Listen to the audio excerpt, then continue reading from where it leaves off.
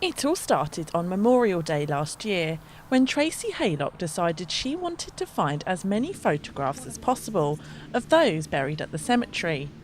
Now, almost a year later, it has become the biggest project of its kind in Europe, with a total of 4,000 photos. We are doing it to mark the 75th anniversary of the friendly invasion.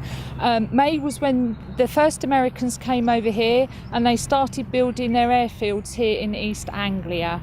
And we thought it would be a fitting thank you to the Americans for our freedom and the lives that we actually enjoy today. They now have images for almost half of the people buried at the cemetery, but finding them was no easy feat. Initially, just by perhaps putting their name in Google, their date of death, Find a Grave is a really good source of information. We usually start at Find a Grave because if the families have put pictures up, we can harvest the pictures, but it's usually by tireless research, ancestry, for example. But there's been one lady in the United States of America, a lady by the name of Terry Hirsch. She's part of the the Daughters of the American Revolution, and she has been absolutely instrumental in finding these photographs for us because she has access to things we don't. For example, college photographs and newspaper cuttings and things like that that we don't actually have access to. But what was the motivation behind finding these photographs?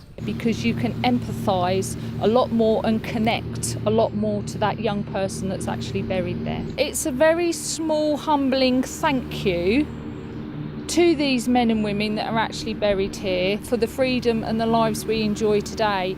But I think the thing is, when you look at these photographs, since we've been printing them off, you look at them and you realise actually how young they were and the enormity of the lives that were actually lost due to these servicemen and women fighting in World War II. And that's not all, as the photos can also help reconnect people with lost loved ones. We do get families here that actually don't know what their loved ones looked like. So when they come here, we try and see if we've got a photograph of them. And sometimes we actually have, and they are absolutely overruled and quite humbled by the information we've actually got on their loved one that's buried here. For Tracy Haylock, this is more than just her job though.